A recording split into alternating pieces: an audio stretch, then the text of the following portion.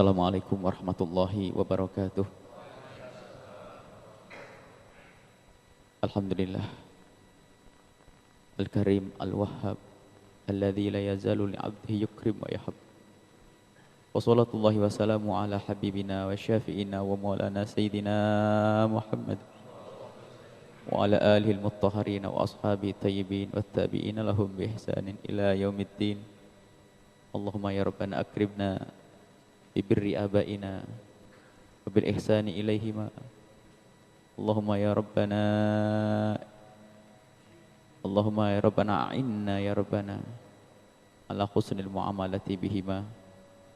Allahumma ya Rabbana ij'al awladana barina lana waghsurna yawmal qiyamati ya Rabbana ma'a zumrati habibika Sayyidina Muhammad wa tahta liwa'ihi.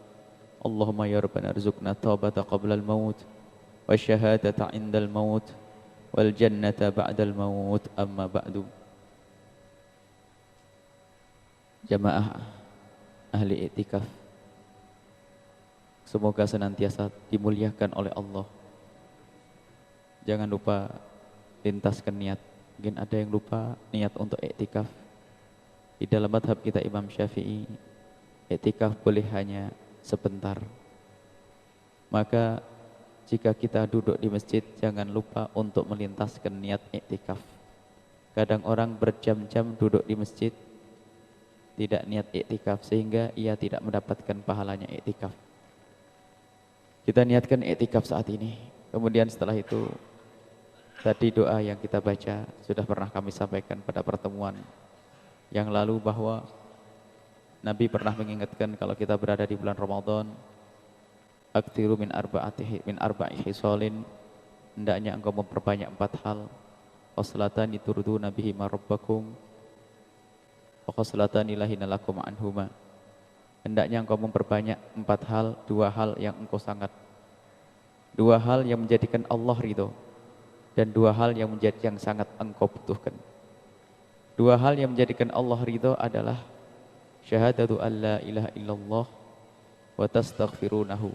Yang pertama bersyahadat, yang kedua membaca istighfar. 2 hal yang sangat kalian butuhkan, kata Rasulullah, adalah tas'alunal jannata, engkau minta surga, wa ta'udzuuna billahi minan nar, dan minta perlindungan dari api neraka.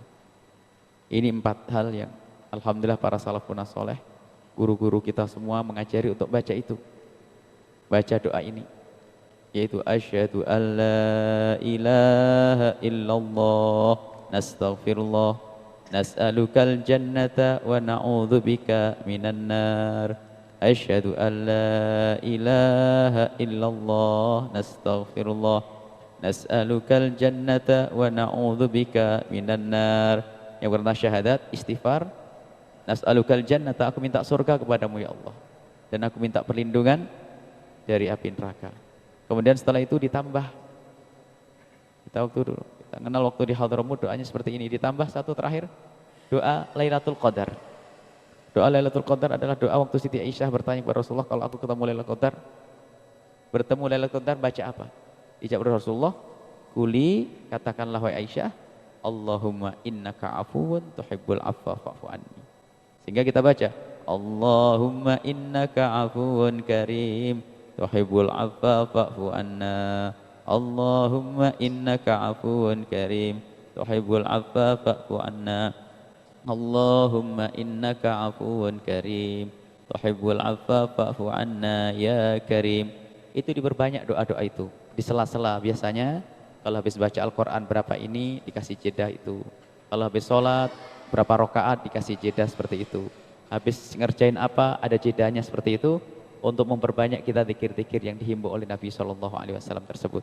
Jadi itu ada sunnah, itu adalah sunnahnya di bulan Ramadan. Dan sebaik-baik zikir yaitu di bulan Ramadan, karena himbauan khusus dari Nabi SAW. Dan yang lainnya juga bagus zikir, termasuk baca subhanallah. Cuman semua itu kalau bisa ditempatkan pada tempatnya. Ya, malam-malam seperti ini kita perbanyak nanti. Yang ingin melanjutkan i'tikaf lagi, antara sholat baca zikir tersebut, antara sholat zikir tersebut, baca Al-Quran setengah juz atau 2 lembar baca, atau 1 ayat 1 surat selesai baca doa-doa tersebut. Baik, kita akan lanjutkan perjalanan kita.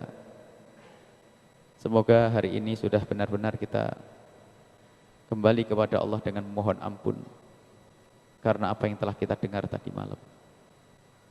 Tidak akan kita sampai kepada Allah jika kita masih membawa kekotoran diri. Maka hendaknya kita minta ampun. Minta ampun kepada Allah, dan semalam kita bersama-sama untuk belajar tobat kepada Allah Subhanahu wa taala. Dan cara-cara tobat kepada Allah Subhanahu wa taala. Beristighfar kepada Allah, menyadari kesalahan-kesalahan kita. Dan terus itu, bukan hanya semalam saja kita mengoreksi diri kita. Semalam itu kita hanya berbekal. Kemudian setelah itu kita jadikan bahan renungan setiap saat dosa-dosa kita kepada Allah, khususnya di bulan mulia ini. Semoga Allah mengampuni dosa kita. Dan terus itu. Istighfarnya pun harus istighfar yang khusyuk. Upayakan istighfar yang benar. Di saat kita membaca istighfar, hayalkan. Ingat semuanya dosa-dosa yang pernah kita lakukan. Dan jangan ragu untuk mengadukan dosa kita kepada Allah. Jangan ragu menyebut dosa kita ke hadapan Allah sebesar apapun dosa itu. Bahkan kalaupun kita masih di kubang kehinaan, maka sampaikan kepada Allah, ya Allah, aku sekarang masih di kubang keharaman, keluarkan aku dari tempat ini, karena Tuhan kita Allah Maha Kuasa. Jangan sampai istighfar yang perlu diistighfari, kata Rabi'ah Adawiyah. Ada istighfar yang perlu diistighfari, istighfarnya orang yang enggak sadar, itu ngecek. Kayak kita datang ke orang tua kita, Pak, aku minta maaf ya, tapi tidak ada kesadaran kalau dia minta maaf. Tambah bikin marah itu. Jadi istighfar kita harus kita sadari kalau kita saat itu menyadari dosa-dosa kita. Jangan istighfar yang perlu diistighfari. Istighfarnya orang yang tidak sadar kalau dia dosa. Istighfarnya di lidah saja berucap istighfar berkali-kali. Astagfirullah. Astagfirullahaladzim. Astagfirullahaladzim. Baik, insya Allah semoga hubungan kita kepada Allah terbenahi tadi malam. Sekarang kita tinggal hubungan dengan sesama manusia. Bagaimana kita minta maaf kepada mereka. Yang paling berat adalah urusan dengan manusia. Kalau dengan Allah cukup di tengah malam kita mengadu, menangis, meneteskan air mata, menyesali segala dosa, insya Allah akan beres di hadapan Allah. Tapi dengan manusia ini berat. Dan antara Allah dengan manusia tidak bisa disamakan. Jauh. Allah selalu Maha Pengasih. Kalau manusia mungkin ada hawa nafsu, ada konflik kita dengan manusia. Maka di sini lebih berat urusan dengan manusia. Maka harus lebih berbekal urusan dengan manusia ini. Malam ini kita akan membicarakan hubungan kita dengan orang yang sangat baik dengan kita. Dan Allah pilihkan dan tidak memberi kesempatan kita untuk memilih. Sebab kawan itu ada yang kita diberi kesempatan oleh Allah untuk memilih. Ada kawan yang oleh Allah tidak diberi kesempatan untuk memilih. Yang diberi oleh Allah bagian atau kesempatan untuk memilih, misalnya pasangan, tetangga. Tapi ada yang kita tidak bisa memilih, diberi oleh Allah, ya itulah yang diberikan oleh Allah kepada kita. Apa itu? Orang tua. Allah memberikan kepada kita orang tua. Wa qadha rabbuka alla ta'budu illa iyyahu wa bil walidaini ihsana. Sudah ketentuan dari Allah bahwa jangan menyembah kecuali kepada Allah. Dan hendaknya berbuat baik kepada kedua orang tua. Dan Imam Bukhari dan Imam Muslim menyebutkan, ala unabbiukum, Rasulullah memberitahu, ala unabbiukum, tidakkah kau ingin aku kasih tahu, min akbaril kabair, paling gedenya dosa? Para sahabat Nabi menjawab, iya ya Rasulullah, aku ingin tahu paling gedenya dosa agar aku bisa menghindar. Dijawab Rasulullah, al-isyraku billahi wal uququ lil walidaini, menyekutukan Allah dan durhaka kepada orang tua. Durhaka kepada orang tua dijajar dengan menyekutukan kepada Allah. Bahkan perintah untuk beribadah kepada Allah dan juga dijajar dengan perintah berbuat baik kepada orang tua. Bersyukur, anishkurli wali walidaik, syukurlah kepadaku Allah di situ dan kepada orang tua. Begitu besarnya haknya orang tua. Orang tua, Masya Allah. Sehingga kalau ada orang durhaka kepada orang tua, itu tidak bakal selamat. Biarpun dia punya banyak kebaikan. Dikatakan tidak bakal selamat biarpun dia punya banyak kebaikan. Durhaka kepada orang tua adalah pintu neraka yang paling lebar. Dan kullu dzambin yuakhirullahu uqubatahu yaumal qiyamati illa uquqal walidaini fa innallaha yu'ajjiluhu fid dunya qabla al-mamat. Semua dosa itu hukumannya akan ditunda nanti di akhirat. Kecuali durhaka kepada orang tua itu didahulukan hukumannya di dunia sebelum di akhirat. Jadi kalau orang durhaka kepada orang tua itu harus ada hukumannya kalau tidak segera tobat. Dan tidak bakal menuai kebahagiaan. Akan didatangkan hukuman bagi orang yang durhaka kepada orang tua di dunia. Bahkan sampai dikatakan oleh sebagian ulama, kalaupun orang punya masalah hari ini, jangan jauh-jauh.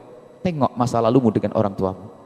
Segera benahi, maka itu jalan yang paling tepat untuk membenahi jalan hidupmu hari ini. Orang tua yang telah dijadikan oleh Allah sebab kelahiranmu. Yang dengan penuh kasih sayang menyusuimu, merawatmu dan seterusnya. Orang tua. Dan durhaka kepada orang tua ini akan menjadikan sebab seseorang itu susah untuk meninggal dalam keadaan mengucapkan la ilaha illallah. Dan sungguh besar dosanya.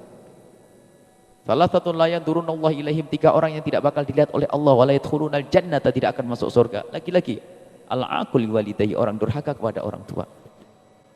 Ini pemahaman masalah ini sangat jelas.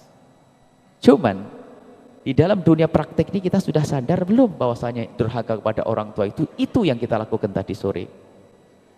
Kita kadang ngerti ilmu sampai suatu ketika ada orang bertanya bahwa aku punya anak mondok 8 tahun tapi masih berani dengan saya. Oh enggak, ilmu di otak lain ilmu di hati. Orang bisa saja paham ini durhaka ke orang tua itu dosa. Tapi di saat di rumah dia masih bentak ke orang tuanya. Mungkin dia tidak peduli kepada orang tuanya, tidak ada rindu kepada orang tuanya. Karena ilmu akhlak itu harus dibangun dari hati. Itulah ilmu tasawuf. Gak cukup orang bisa menghafal 1000 hadis tentang durhaka ke orang tua. Gak cukup. Akan tapi harus disentuh kesadarannya. Gimana engkau dengan orang tuamu? Hubunganmu dengan orang tuamu, Masya Allah. Orang tua yang berjuang untuk kita. Awas-awas orang tua. Dan nanti ada yang harus kita pelajari, apa sebab kita menjadi durhaka kepada orang tua. Yang paling pertama biasanya karena baiknya orang tua. Kita ini memang orang sering kurang ajar. Dengan orang yang baik dengan kita, yang yakin kebaikannya, kita suka ngentengin. Orang tua terlalu baik dengan kita, sehingga karena begitu pemaafnya orang tua kita, begitu kasihnya orang tua kita begitu mudah urusan dengan orang tua. Padahal dilarang oleh Al-Quran, wala taqul lahuma uffin. Jangan engkau berkata kepada orang tuamu dengan uff. Uff itu apa sih? Uff itu kalimat yang paling ringan. Kalau seandainya ada kalimat yang paling ringan yang menunjukkan ketidaknyamanan dengan orang tua, pasti disebut oleh Al-Quran. Uff, itu hanya begini. Diajak ngomong sama orang tua itu kayak tidak nyaman begitu. Mungkin kalau bahasa sekarang kalau dikasih tahu oleh orang tuanya mengatakan iyanya 2 kali. Kalau iya sekali kan enak, iya mi, iya. Itu kayak begitu tuh. Itu sudah dianggap sebagai durhaka. Dan berapa kali kita dikasih tahu oleh orang tua kita seperti itu. Bahkan mungkin orang tua kita nasihati kita masih gini. Ya ngerti. Sadar atau tidak? Alangkah banyaknya kedurhakaan kita. Sehingga yang namanya berbakti kepada orang tua ini urusan hati. Hati nyambung atau tidak. Dikatakan bahwasanya kalau ada seorang anak mendekatkan telinganya ke bibir orang tuanya hanya untuk mendengar omongannya di saat orang tuanya berbicara, itu lebih bagus daripada perang di jalan Allah. Agar orang tuanya tidak perlu ngangkat suara, dia mendekatkan telinganya ke bibir ibundanya atau ayahandanya, ngomong apa tadi. Itu lebih bagus daripada jihad di jalan Allah, luar biasa. Sekarang kadang sama orang tua bentak-bentak, teriak apa dan sebagainya, tidak punya adab. Sungguh sangat bertentangan dengan makna yang dihadirkan oleh Nabi SAW. Permasalahannya apa? Kita kurang merenung. Jasa orang tua kita tidak bisa kita balas dengan apapun. Kasih sayang orang tua kita tidak bisa kita balas dengan apapun. Pernah suatu ketika ada zamannya Sayyidina Abdullah ibn Umar, seorang sahabat besar, fuqaha sahabat. Ada seorang anak menggendong ibundanya, tawaf. Setelah itu sa'i. Tawaf dan sa'i. Setelah selesai itu tahallul kalau tidak. Setelah tahallul, sang anak muda ini mendekat kepada Sayyidina Abdullah bin Umar dan berkata, wahai Abdullah bin Umar, engkau saksikan aku telah menggendong ibundaku, dan itu aku gendong dari Arafah sana. Sampai sini tawaf, kemudian sa'i tahallul. Apakah seperti ini aku sudah dianggap membalas budi? Dijawab spontan oleh Sayyidina Abdullah bin Umar, la, tidak. Apa yang kau lakukan tidak ada apa-apanya dibanding sedetik saat ibundamu melahirkanmu yang taruhannya adalah nyawa. Dan lebih dari itu, lihat, kata Sayyidina Abdullah bin Umar. Setelah itu ibundamu menimangmu, menggendongmu, menyusuimu, dan yang ada di hati dan pikiran ibundamu adalah kapan engkau membuka mata agar bisa melihatnya. Setelah engkau buka mata bisa melihatnya, ibundamu berharap kapan engkau bisa duduk atau merangkak. Setelah itu ibundamu mengharap kapan engkau bisa besar, dan seterusnya. Itu kapan? Di saat ibundamu menimangmu, harapannya adalah agar engkau besar dan melihat engkau bisa berjalan. Tapi alangkah banyaknya seorang anak yang menggendong ibundanya akan tetapi terlintas di hatinya, kapan ibundaku akan mati.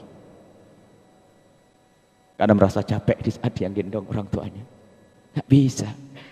Ini yang makna harus kita hadirkan. Dan tidak bakal bahagia. Kalau ada orang durhaka kepada orang tuanya hari ini, akan dibalas oleh Allah secepatnya di dunia. Kalaupun dia seorang pengusaha akan hancur. Kalau tidak hancur akan dikirim istri yang tidak benar. Kalau istrinya benar akan dikirim anak lebih jahat dari dia. Tidak bisa tidak ini. Makanya kalau tiba-tiba kita punya anak nggak benar, tanyakan dulu kita bagaimana dengan orang tua kita. Mumpung kita masih ada kesempatan saat ini. Didik anak, birru aba'akum tabirukum abna'ukum. Kita berbakti pada orang tua, secara otomatis Allah akan menjadikan anak kita berbakti. Ingat, berbakti bukan basa-basi. Basa-basi tidak jalan, tidak laku. Karena berbakti ke orang tua itu Allah yang lihat, bukan manusia yang lihat, dan bukan orang tua kita yang lihat. Basa-basi mah bisa kalau di depan orang, Masya Allah ibu baik ini. Tapi ternyata hati tidak pernah nyambung. Jujur, Anda yang merantau, yang jauh dari tempat orang tua, setelah Anda sholat hari raya Idul Fitri, siapa orang pertama yang Anda telepon? Tanyakan diri Anda sendiri. Bos yang telah memberikan hadiah mobil, motor, atau teman kerja yang sangat baik? Ibu diberi telepon yang ke nomor 25? Sadar atau tidak makna-makna semacam ini? Kadang kebaikan orang yang sebentar seolah-olah mengalahkan kebaikan orang tuanya. Ini makna yang tidak pernah dihadirkan di hati kita. Sungguh orang tua, Masya Allah. Ayo kita selama ini berpikir. Lihat saat ini, detik ini kita berpikir. Orang tua kita, awas. Kalau kita tidak baik kepada orang tua, tidak akan ada untung. Neraka akan dibuka oleh Allah Subhanahu Wa Taala. Jadi malam ini renungan kita adalah malam renungan bagaimana menyambung kita hubungan baik kepada orang tua kita. Ada sebab-sebab orang durhaka kepada orang tua, Masya Allah. Pernikahan menjadi sebab durhaka ke orang tua. Kisah Alqamah, lihat. Alqamah menikah dengan seorang wanita karena cintanya dengan istrinya menjadi berkurang urusannya dengan ibundanya. Akhirnya ibundanya sedikit terluka. Suatu ketika Alqamah nazak mau meninggal dunia, tiba-tiba ditalkin la ilaha illallah, tidak bisa berucap la ilaha illallah. Disampaikan berita itu kepada Rasul sallallahu alaihi wasallam. Lalu Rasul bertanya, adakah siapa yang masih tertinggal dari orang tuanya? Dijawab, ibundanya masih tertinggal. Lalu ditemuilah ibunda Alqamah oleh Rasulullah. Ditanya oleh Rasulullah, wahai ibu, apakah Alqamah punya masalah denganmu? Dijawab, tidak.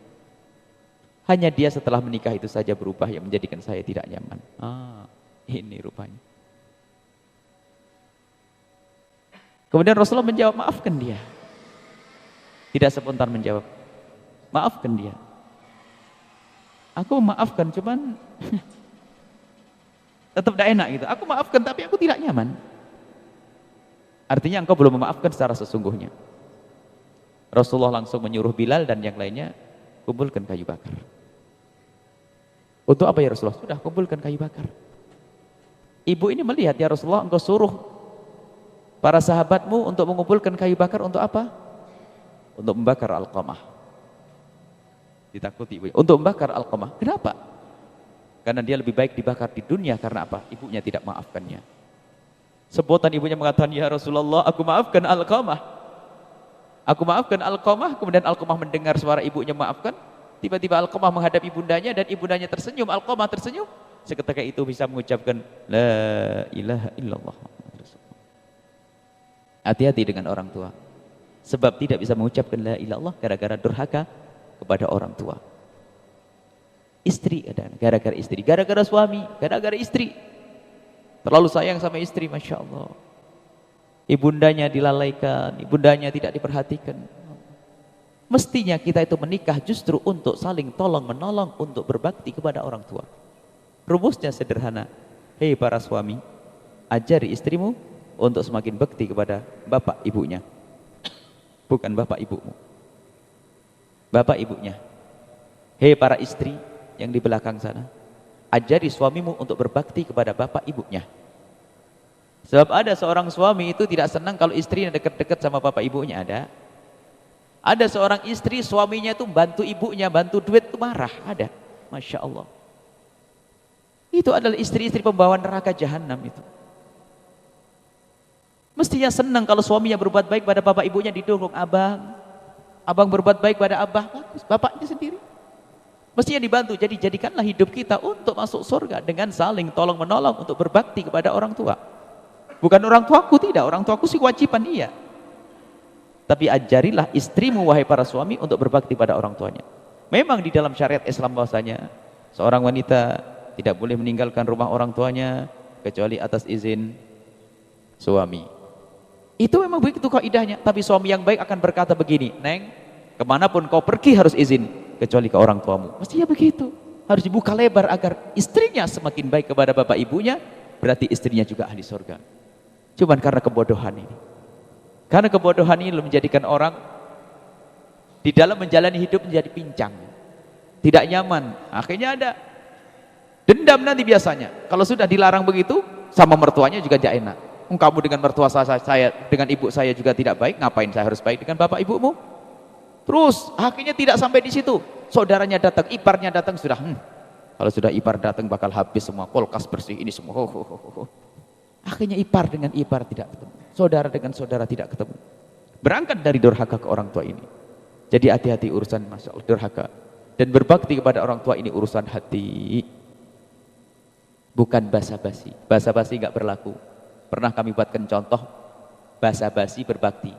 Anak gadis umur 22 tahun, 21 tahun, di kamar kerjaannya main HP sama laptop.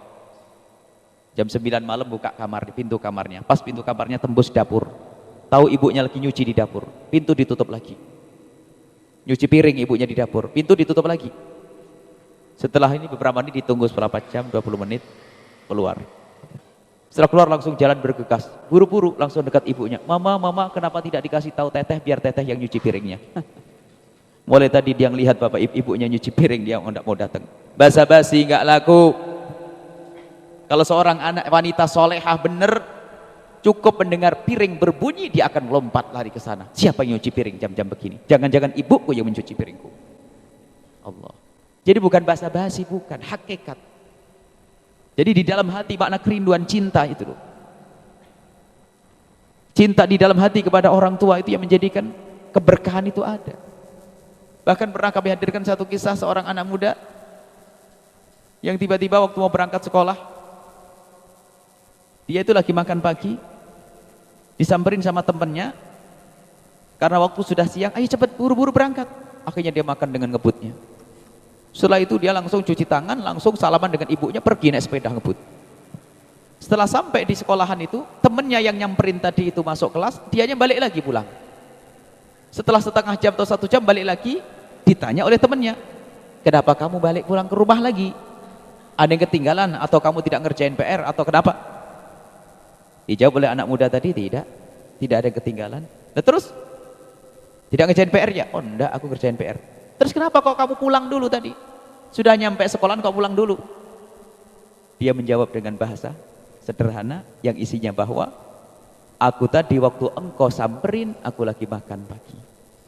Dan karena kamu bilang waktu sudah siang sehingga aku buru-buru, aku langsung mencuci tangan, aku ngambil tas, aku salaman kepada ibuku. Aku lupa bahwa piring tadi belum aku cuci. Aku takut kalau piring itu dicuci oleh ibuku. Piring tok. Sekarang kita tidak pernah malu-malu nyuruh, mah cuciin mah. Dulu iya, waktu kita masih ditimbang, digendong oleh orang tua kita nggak apa-apa. Tapi sekarang ini loh, tidak pantas kalau baju kita dicucikan oleh orang tua kita. Nggak pantas piring kita dicucikan oleh orang tua kita. Sadar atau tidak makna ini?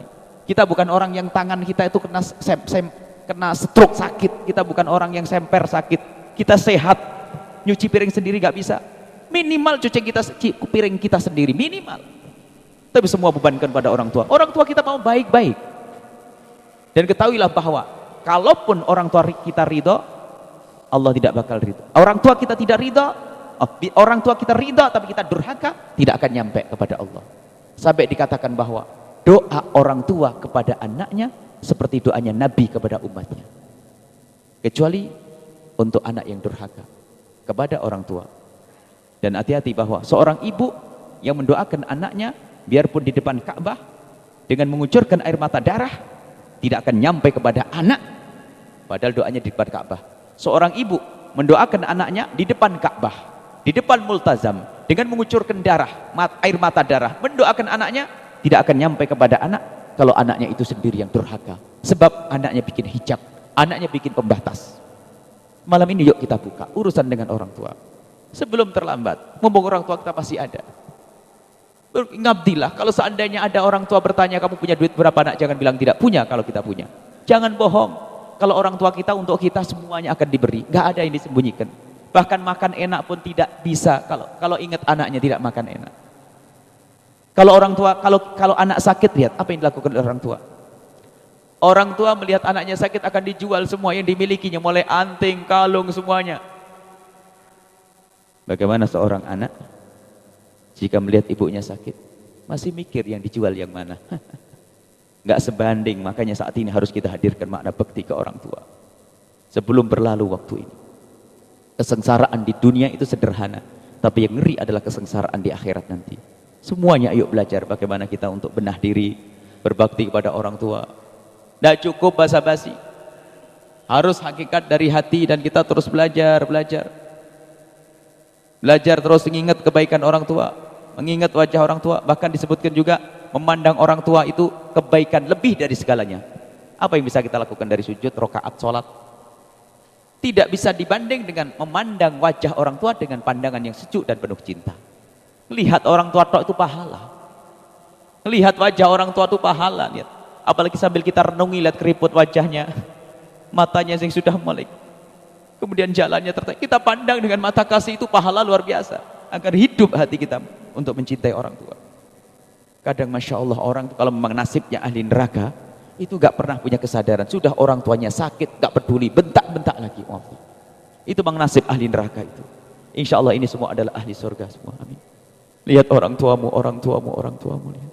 Jangan sampai kita masuk neraka gara-gara orang tua kita. Sebab orang tua adalah pintu surga, bukan pintu neraka. Masih ada waktu, kesempatan untuk kembali kepada Allah Subhanahu wa taala. Hari ini, malam ini, detik ini juga kita bersama orang tua. Hadirkan nanti di dalam permohonan kita kepada orang tua kita. Untuk orang tua kita, kita sebut nama beliau di hati kita terus setiap saat. Jangan putus. Dan nanti ada bagi orang, mungkin saya orang tua sudah meninggal dunia, bagaimana? Orang tua saya sudah meninggal dunia misalnya. Masih ada kesempatan selagi nyawa masih ada di kandung badan kita. Mungkin dulu kita belum punya ilmu, semoga Allah maafkan. Saat inilah waktunya kita belajar. Mungkin ada di antara kita yang mempunyai orang tua sudah meninggal dunia. Bagaimana cara bertobat? Aku dulu belum sempat berbakti. Ngomong pada orang tuaku kasar. Selalu aku repotkan. Aku hanya kuliah tok. Setiap pulang bawa baju kotor sambil bentak-bentak. Mana duitnya, mana ininya. Baju ini belum setrika. Ini Allah. Kalau tidak tobat hari ini, kapan lagi tobatnya? Menunda tobat itu dosa loh ya. Menunda tobat itu dosa. Saat ini pun tobat kita dengan orang tua kita. Saat ini. Yang telah meninggal dunia orang tuanya, tobatnya pun hari ini, gak usah nunda esok hari. Yang pertama yang perlu kita lakukan untuk bertobat kepada orang tua kita yang telah mendahului kita, yang pertama adalah ingat, jangan Anda berdoa kecuali orang tua Anda bawa dalam doa. Bawa dalam doa itu kan gak repot, tapi orang sering lupa karena memang hatinya gak nyambung sama orang tua. Jangan Anda berdoa biasa minta, ya Allah semoga perusahaanku jalan, ya Allah semoga rizkiku banyak, ya Allah semoga anakku, semoga. Mana ibunya? Mana bapaknya? Permasalahannya hatinya itu loh nggak nyambung, itu loh durhaka. Jadi jangan berdoa kecuali orang tuamu engkau bawa di dalam doamu. Dan doa untuk orang tua sederhana, nggak repot. Allahumma ya Allah ampunilah orang tuaku dan berikan kasih sayangmu. Allahumma firlahu warhamhu, Allahumma firlahu warhamhu, Allahumma firlahu warhamhu. Itu tak intinya. Kalau mau anda tambah, ya Allah lapangkan kuburnya, berikan Allah lipat gandakan pahalanya, itu. Tapi paling tidak ini harus diingat, dan ingat benar, bukan hanya sekedar doa-doa di lidah, Allahumma firlahu. Kita hadir. Jadi yang pertama adalah jangan anda berdoa kecuali orang tua kita bawa. Kalau yang pertama ini termasuk waktu orang tua masih hidup ini, yang waktu hidup dan meninggal, kita sering berdoa. Coba ingat, kita sering berdoa, mana orang tua kita sebut atau tidak? Lupa itu saja menunjukkan kalau kita nggak sambung. Nomor dua loh, setelah Allah baru orang tua, nanti lihat orang tua. Jadi kita apa di dalam doa kita? Yang kedua adalah kalau ada rizki, ada apapun kebaikan yang diberikan oleh Allah pada kita dari rizki dan kenikmatan, tolong sisihkan dan berikan kepada tempat-tempat yang mulia, apakah orang fakir, miskin, masjid, pesantren atau apa, niatkan untuk orang tua. Sebab orang tua yang meninggal dunia dikirim sate pun nggak bakal makan sate. Tapi kalau dikirim pahala akan nyampe kepada orang tua. Anggap saja kalau anda punya gaji 10 juta, orang tua masih hidup dan dia butuh, dikasih duit atau tidak, itu saja faedahnya. Dan kalau anda ngasih berapa kira-kira? Dengan kecintaanmu loh ya, bukan ngasih asal. Saya cinta kepada ibu saya dapat gaji 10 juta per bulan atau 1 juta per bulan. Saya cinta kepada ibunda saya rindu kepada ibunda saya, dia butuh, dikasih berapa? Wujudkan waktu itu. Di saat orang tua telah meninggal dunia, praktikkan makna ini. Jadi bersedekah atas nama orang tua itu tanda bekti. Makanya siapapun yang bersedekah jangan hanya diniatkan sedekah untuk saya saja. Niatkan agar sambung ke orang tua. Anda nyumbang masjid berapa? 100 juta. Jangan tanggung 100 juta pahalanya ya Allah untuk orang tuaku. Makna hati. Dikit-dikit orang tuaku. Dikit-dikit orang tuaku ya Allah. Dikit-dikit orang tuaku. Jadi yang mahal itu kan sambungnya hati ini. Kita sering lupa. Yang ketiga adalah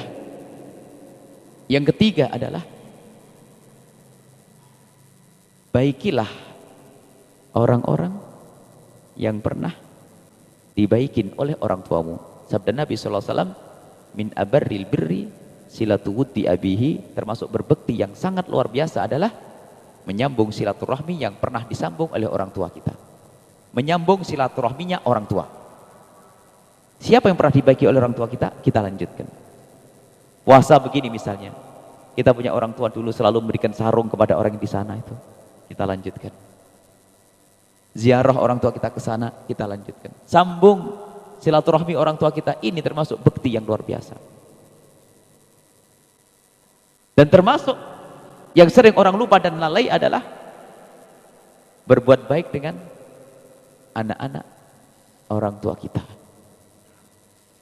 Siapa anak-anak orang tua kita? Siapa anak-anak orang tua kita? Saudara. Ini yang sering lupa. Bapaknya meninggal dunia, rebutan waris. Ini ahli neraka paling dalam. Insya Allah akan kita bahas pada pertemuan yang akan datang. Sama saudara berantem bulat gara-gara warisan. Ini durhakanya manusia, ahli neraka dia. Tidak bakal selamat manusia ini yang rebut waris saudaranya itu. Karena apa? Ngambil haknya saudaranya. Yang pertama, yang kedua durhaka ke orang tua. Yang ketiga mutus tali persaudaraan. Ini ada begini. Oh, orang tuanya pasti sayang ke adiknya lah, kok diembat duit adiknya. Tidak ada, biarpun dia ibadah umroh kayak apa, haji, nggak ada gunanya. Makanya harus kita lanjutkan nanti, tidak cukup malam ini, insya Allah kita terus ya sambung ini. Jadi malam ini kita dengan orang tua kita, ayo kita benahi hubungan dengan orang tua. Sesuatu yang mubah, kalau sudah menjadi perintah orang tua jadi wajib. Anggap saja, nak kau duduk di sini, duduk sudah. Duduk. Bahkan termasuk keistimewaan di saat kita menghadap kepada Allah, dipanggil orang tua, dipanggil ibu, penuhi itu, batalin itu sholat sunnah. Begitu besarnya haknya orang tua. Kita lagi sholat sunnah, kisah Juraij. Kita melakukan sunnah ini, ulama menjelaskan kalau kita lagi melakukan sholat sunnah, bukan wajib, kemudian orang tua kita memanggil kita dan kita tahu butuh, selesaikan. Kecuali sholat sunnahnya bisa dipercepat karena mungkin sudah hampir selesai, assalamualaikum. Kalau tidak, masih awal, sambut itu orang tua. Begitu besarnya haknya orang tua. khususnya ibu. Khususnya ibu, Masya Allah. Dan ini semuanya perlu renungan, gak cukup ilmu di otak. Karena sering kita kedatangan orang bahwasanya anak saya nyantri 7 tahun, 8 tahun tapi sama saya masih kasar. Oh iya. Karena ilmunya hanya di otak, ilmu itu perlu ditanamkan di hati. Disentuh kesadaran orang itu. Saat ini loh kita harus menyentuh kesadaran kita sendiri. Oh ilmu banyak bisa, belum tentu masuk ke hati. Sekarang semuanya nggak usah nengok orang lain, nggak usah nengok saudara kita, nggak usah nengok paman kita yang kurang ajar sama bapaknya, tapi kita nengok diri kita. Bagaimana kita dengan orang tua? Berapa kali kita ngomong kasar hari ini saja. Kadang ada seorang anak nyium tangan orang tuanya saja ragu-ragu, ini kan aneh. Nyium tangan orang tuanya ragu-ragu, cium. Ada kesombongan dengan orang tua ini bagaimana? Ini nyium tangan orang tuanya saja ragu-ragu, ini ada. Bukan karena apa? Karena belum terbiasa dengan pendidikan yang baik. Cium orang tua, cium keningnya. Janahadul itu tawaduk kepada orang tua. Sampai disebutkan Sayyidina Hasan dalam riwayat Ibn Ali bin Abi Thalib atau yang lainnya bahwasanya beliau tidak mau makan dengan ibunda beliau. Tidak mau makan dengan ibundanya, lalu ditanya, kenapa kau tidak mau makan dengan ibumu?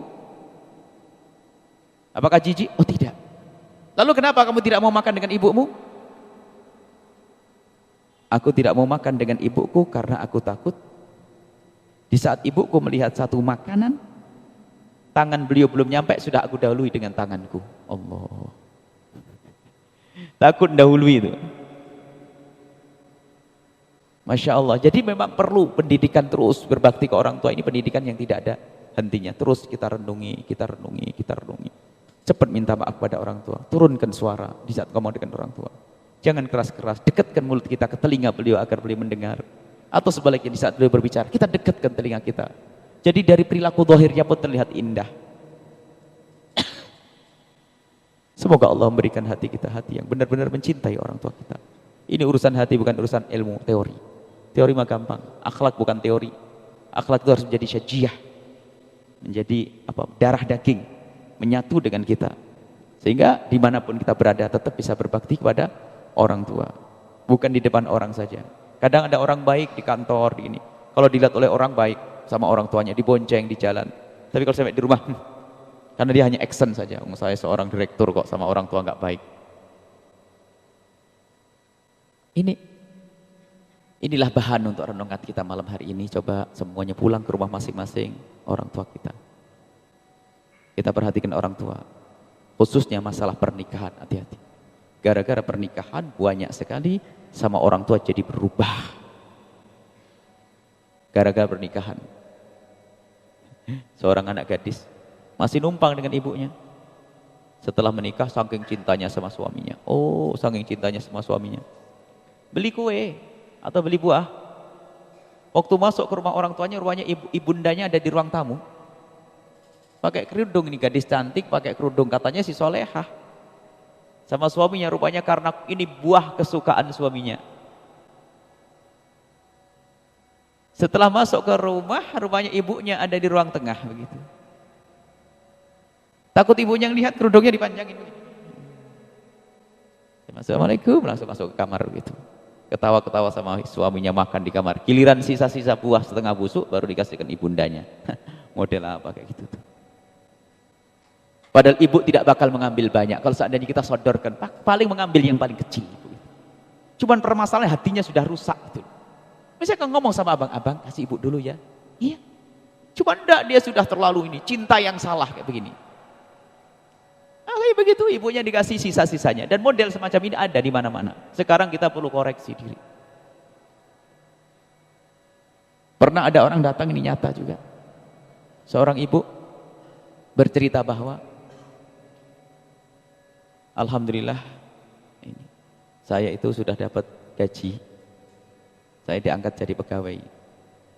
Tapi di sisi lain saya juga mendapatkan uang dari suami saya. Uang suami saya makan ini. Tapi uang saya tabung, Bu ya.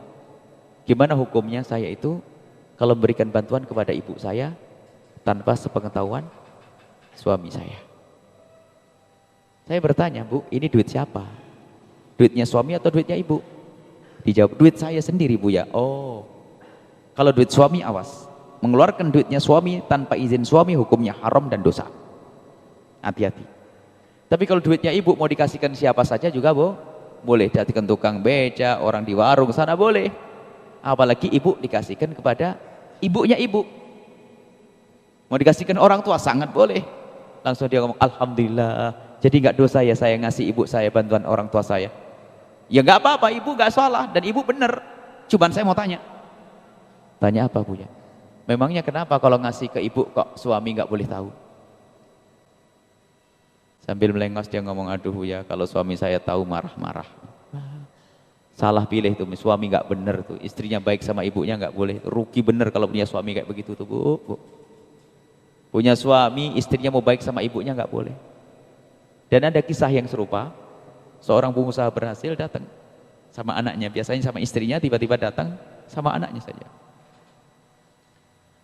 Kemudian setelah itu ngomong, mau curhat nih. Curhat emang enggak?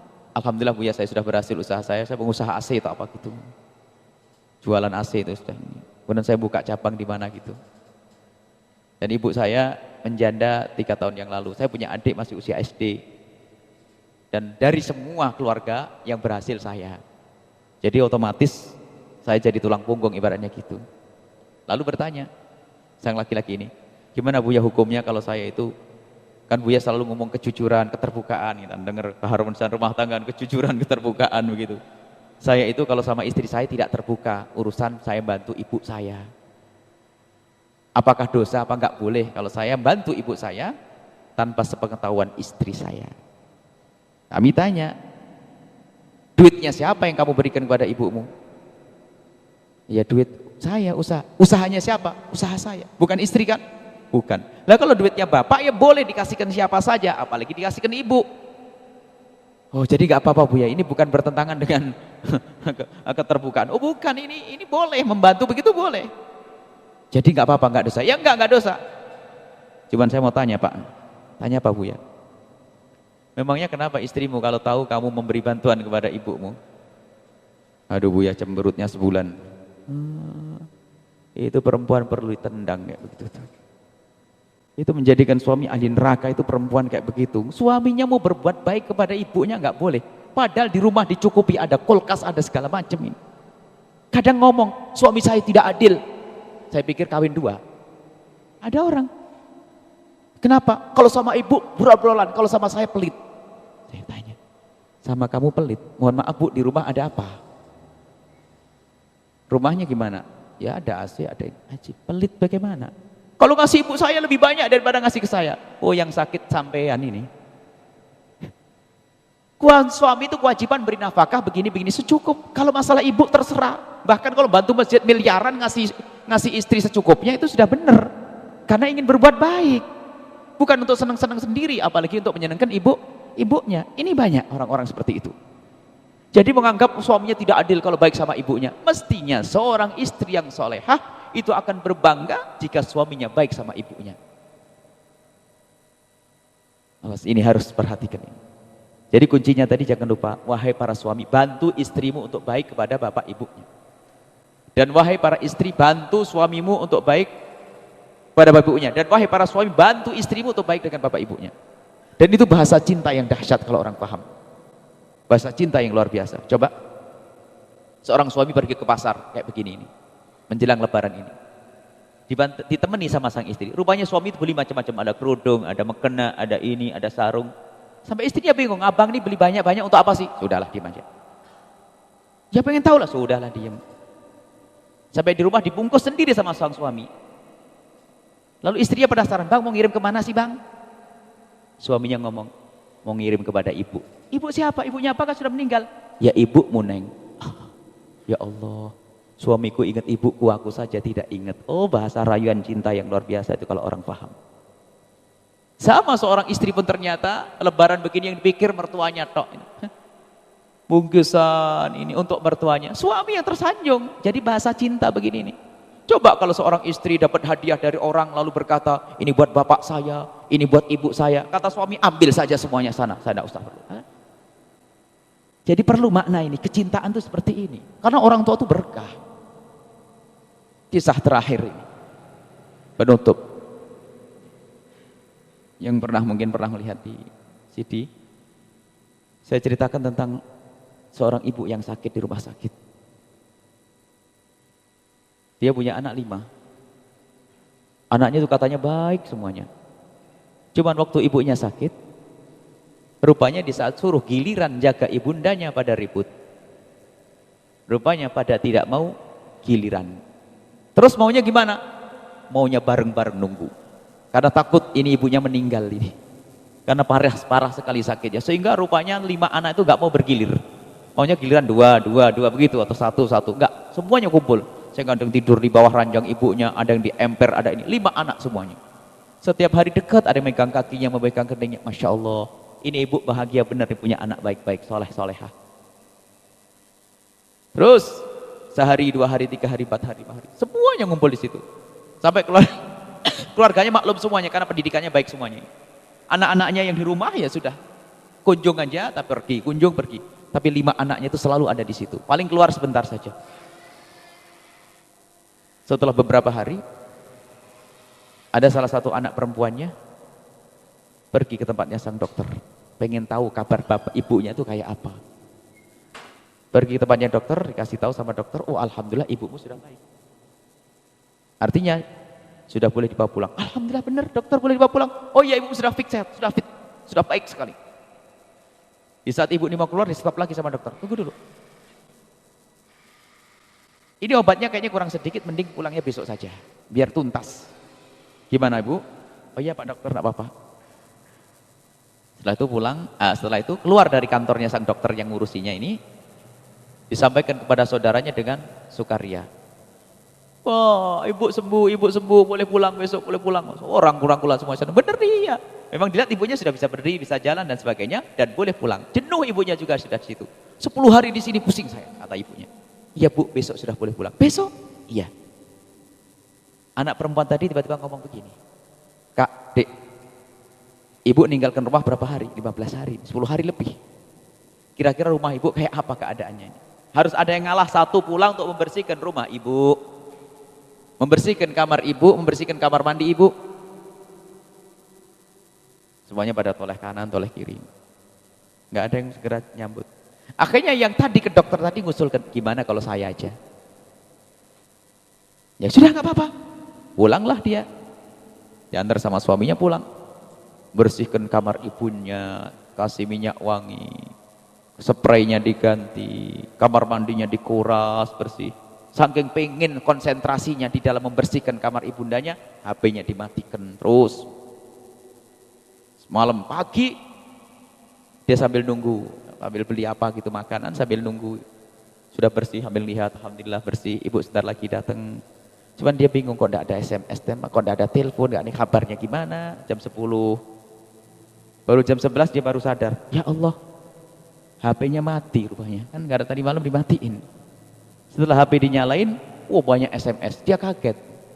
Belum sempat membaca SMS, ada ambulan datang. Banting itu HP, gemeteran dia, ambulan. Kenapa pakai ambulan? Bukankah abang-abang punya mobil semuanya? Kenapa harus pakai ambulan? Jangan-jangan ibu meninggal. Gemeteran dia, ketakutan dia. Dia belum sempat ngomong, ambulan sudah ada di depan matanya. Keluar abangnya, gemeteran. Keluar adiknya, keluar saudaranya, ada susternya lagi keluar. Berarti ibu meninggal. Terakhir, ibunya keluar bisa berjalan sendiri. Baru dia teriak, ibu! Allah, dirangkul itu ibunya. Subhanallah, kayaknya si anak berbakti semuanya. Tapi ingat, bakti urusan hati dengan Allah. Allah tahu semua yang ada di hatinya 5 anak itu semuanya. Yang melayani semuanya itu Allah tahu. Dan Allah juga tahu kenapa anak perempuan ini milih pulang duluan, juga tahu. Kenapa anak perempuan ini membersihkan rumahnya, tahu. Allah tahu. Kenapa anak perempuan itu matikan HP-nya, tahu. Kenapa anak perempuan tadi datang ke kantor sang dokter, juga Allah tahu. Anak perempuan tadi datang ke tempatnya dokter, kemudian milih pulang, kemudian HP dimatikan. Sebetulnya dia itu tahu bahasanya hitung-hitungannya adalah 20 juta dan dia dipikir nanti bakal dapat bagian tagihan seperti itu. Dia menghindar daripada dimintai sumbangan, mengeluarkan uang orang tuanya di rumah sakit. Ada sok sibuk, ada kan? Sok sibuk biar tidak dimintai duit. Kadang-kadang ada ibunya sakit, ini resep. Wah, kalau saya masuk duluan nanti saya bayari resepnya. Biar abang dulu aja deh. Mestinya berlomba, aku duluan. Mungkin orang tua kita jauh dari kita. Kita pesan kepada Dek, jatahku Dek. Jatah apa bang? Jatah yang biayai karena kamu sudah capek. Mestinya begitu. Kadang dorong-dorongan. Allah, mana bekti kita? Berikan semuanya milikmu untuk orang tuamu, Allah akan ganti lebih banyak. Tapi namanya anak sering pelit kepada orang tua. Maka jangan berbohong. Kalau anda punya duit 500 ribu, lalu orang tua anda tanya, jangan bilang nggak punya. Habis nanti. Katakan ibu saya punya 500 ribu. Doakan agar berkah. Ibu perlu? Insya Allah ibu tidak akan mengambil. Kalaupun butuh, tentu karena kebutuhan yang sesungguhnya. Nah, yang terakhir adalah jika diuji oleh Allah dengan orang tua yang tidak baik. Nah, kadang-kadang orang tuanya yang tidak baik ini bagaimana? Tidak ada alasan perang dengan orang tua. Kalau orang tua emosi, suka marah, berantem dan sebagainya, tidak ada alasan bulat sama orang tua. Nggak ada ribut dengan orang tua, nggak ada alasan. Menghindar. Jadi nggak ada berantem sama orang tua bulat. Menghindar kalau orang tuanya emosi, darah tinggi dan sebagainya. Nggak ada berantem bulat sama orang tua, nggak ada. Menghindar, berbaktinya dari jauh. Atau orang tua maksiat, nggak ada istilahnya. Terus kita memukuli dia, tetap bagaimana kita bawa orang tua kepada kemuliaan. Jadi kalau orang tua tidak baik dengan kita, tetap kita wajib berbakti, cuman bentuknya berbeda. Hati-hati, ini intinya apa? Hati nilai cinta. Sambung kepada orang tua kita. Inilah yang bisa kita hadirkan pada malam hari ini. Semoga malam ini adalah malam kerinduan kita kepada orang tua. Koreksi semua, dan ketahuilah pintu kebahagiaan kita ada di situ. Dengan orang tua, dengan orang tua, dengan orang tua. Jangan berdoa kecuali orang tua anda bawa. Ingat, beliau sudah sepuh, jalan tertatih-tatih, pandangannya kabur, kulit keriput, lihat terus kebaikannya dengan kita yang tidak bisa kita hitung-hitung. Dan itulah wasiatnya Rasulullah Sallallahu Alaihi Wasallam. Ini saja. Mari kita langsung lanjutkan dengan sholat tasbih. Kemudian setelah itu kita membaca zikir, kemudian berdoa, kemudian setelah itu kita bersilaturahmi, saling mohon maaf, dan jangan lupa minta kepada Allah semoga ilmu yang kita dapat malam ini adalah ilmu yang manfaat agar bisa merubah kita dengan orang tua kita, merubah kita dengan bapak ibu kita. Ini saja, mohon maaf, wabillahi taufiq wal hidayah. Assalamualaikum warahmatullahi wabarakatuh.